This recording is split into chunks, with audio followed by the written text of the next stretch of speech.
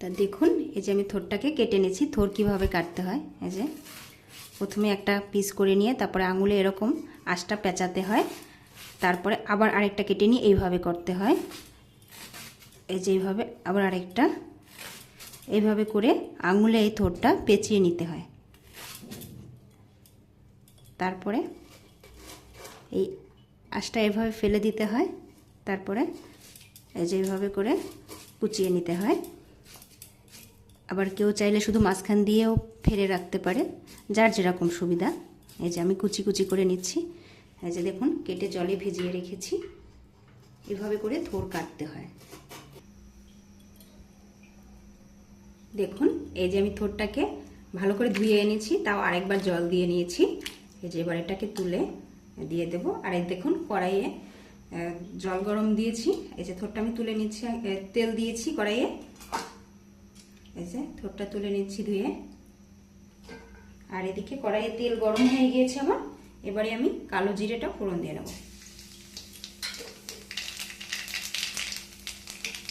আজকে আমি খুব বেশি উপকরণ না, শুধু কালো জিরে দিয়েই থোরটা ভাজি করব।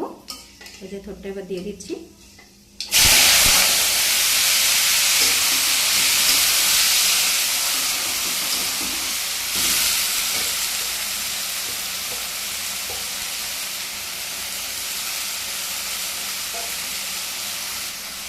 দেখুন এবারে দিয়ে দিচ্ছি দুটো কাঁচা লঙ্কা, আর দেবো পরিমাণ মতো লবণ। এই যে লবণটা দিয়ে নিচ্ছি।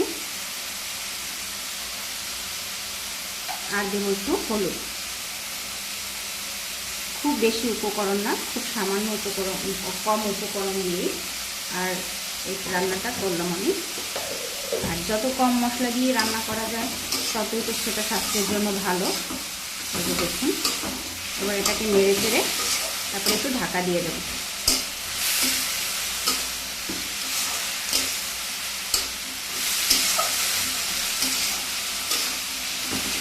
তা এরকম থোর খেতে কার কার ভালো লাগে অবশ্যই কমেন্ট করে জানাবেন। আর ভিডিওটি যদি ভালো লেগে থাকে চ্যানেলটি অবশ্যই লাইক, সাবস্ক্রাইব, শেয়ার করে দেবেন। আর দেখুন এইভাবে করে বেশ এখন ঢাকা দিয়ে রাখবো, আস্তে আস্তে করে এটা ভেজে নেবো থোরটা আমি। দেখুন থোরটা কিন্তু প্রায় আমার ভাজা হয়ে গিয়েছে। আর যেহেতু আমার মেয়েও একটু কেটেছে তাই ওরগুলো একটু বড় বড় হয়েছে, তা আমি খুন্তি দিয়ে এই যেভাবে করে কেটে দিচ্ছি। আমি সবজি কাটতে বসলেই আমার মেয়েও চলে আসে, মা আমি একটু কাটবো। ওকে তো আর বারণ করতে পারি না, ছোটো মানুষ, তাহলে মন খারাপ হয়ে যায়।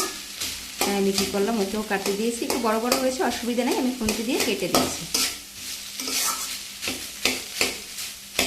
তা আমার এই থোর রান্নার ভিডিওটি কেমন লাগলো অবশ্যই কমেন্ট করে জানাবেন। তা আজকে এই পর্যন্তই। এবার আমি থোরটাকে এরকম করে করে একটু নেড়ে চেড়ে তারপরে নামিয়ে নেব। তা আজকে এই পর্যন্তই। নমস্কার।